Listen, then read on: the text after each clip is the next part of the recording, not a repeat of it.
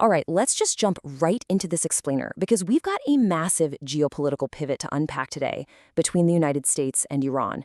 I mean, we're looking at a historic shift here, one that takes decades of deeply entrenched, bitter diplomatic standoff and literally turns it completely on its head in what feels like the blink of an eye. So you might be wondering, how exactly does that happen? How do decades of tension turn into a sudden peace deal that is, right now, sending absolute shockwaves across the Middle East? For years, these nations and their allies have operated on a baseline of strict sanctions and deep mistrust. But now, former adversaries are walking away with major concessions, and long-standing alliances are being put to the ultimate test. It's a complete rewriting of the global chessboard. Here is our quick roadmap for today. 1. The unexpected peace deal. 2. Khamenei sets firm boundaries. 3. Strategic and economic gains. 4. Rising U.S.-Israel tensions. And finally, 5. The geopolitical ripple effect. Starting off with part 1, the unexpected peace deal. Now, looking at the sources, it's clear this sudden pivot by the U.S. administration didn't just come out of nowhere. It was driven heavily by domestic economic needs and internal political pressures back home.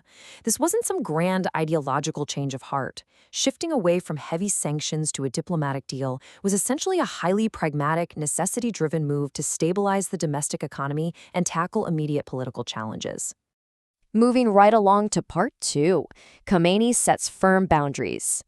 And wow, did Iran's supreme leader Ayatollah Ali Khamenei project some serious strength here.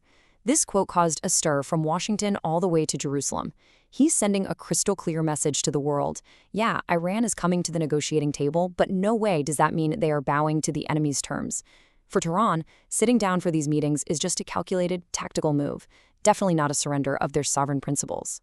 In fact, Khamenei drew some very definitive red lines. He flat out stated that Iran will not yield on their two most controversial assets, the nuclear program and their formidable missile capabilities. From their perspective, these aren't just bargaining chips you trade away for sanction relief. They're the absolute bedrock of their defense strategy. The negotiations were simply never going to touch these core programs. So Iranian leadership took this dynamic and spun it brilliantly for their domestic audience. They publicly framed the U.S.'s willingness to make a deal as a direct result of American panic and urgency. It's a vital PR move. It lets Iran present itself not as a country desperate for economic relief, but as a dominant, calculating power that's successfully capitalizing on U.S. vulnerability to get exactly what it wants, entirely on its own terms. Which brings us to part 3, strategic and economic gains. And the gains we're talking about, they are massive. Iran secured immediate relief.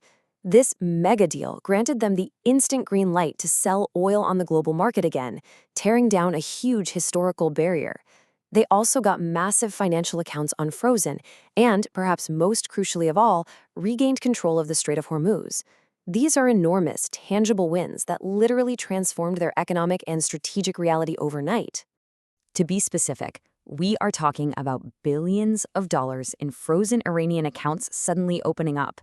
Just think about that for a second. These are funds that were locked tightly out of Iran's reach for years, completely starving their domestic markets. Suddenly injecting billions into a previously heavily sanctioned economy, that provides an incredible, immediate level of financial fluidity. Then add in the Strait of Hormuz. This is a massive strategic victory. Why does this matter so much? Well, roughly 20 to 30% of the entire world's daily oil consumption passes through this single 21-mile wide waterway. Returning control of this critical global choke point to Iran dramatically shifts the physical balance of power. It hands them immense leverage over the very trade routes that dictate fuel prices for all of us. All right, let's jump to part 4, rising U.S.-Israel tensions. Talk about a split screen. On one side, you have Iran getting this sudden economic relief, billions in unlocked funds, and restored strategic control. On the other side, the sources describe Israel as deeply frustrated, bogged down in complex warfare with immense security concerns. It is incredibly tough watching your primary regional rival get massive diplomatic concessions while you're still stuck deep in an ongoing conflict. Well, Israel was pretty visibly unhappy with the deal, especially with Iran being allowed to sell oil again. And Washington definitely noticed. It actually prompted U.S. Vice President J.D. Vance to issue a very sharp, very public reminder to their allied nation. It's honestly pretty rare and deeply significant to see such blunt friction broadcast so openly between historically close allies like this. Vice President Vance didn't just use words. He backed up the reprimand with a blunt financial reality. He pointed out that exactly two-thirds, or 66.6%, of the weapons Israel uses for defense are funded by American taxpayers.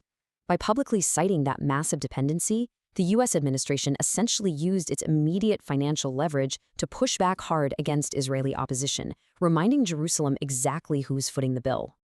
Finally, let's look at Part 5, the geopolitical ripple effect. So, tying it all together, we can clearly see how a single deal has completely scrambled the leverage dynamics in no time at all. First, the U.S. shifts its entire policy due to domestic pressure. Second, Iran walks away with billions, oil rights, and the Strait of Hormuz. Third, the U.S. flexes its financial muscle to quiet a frustrated Israel. It tosses out the established diplomatic status quo between Washington, Tehran, and Jerusalem almost overnight. So, I want to leave you with this final thought to chew on. As these deeply historical alliances shift and leverage is so publicly traded for immediate relief, how will this permanently alter Middle Eastern stability? Really, what does this mean for the future balance of global power? Thank you so much for joining me for this explainer, and I'll leave you to ponder that massive question. Until next time.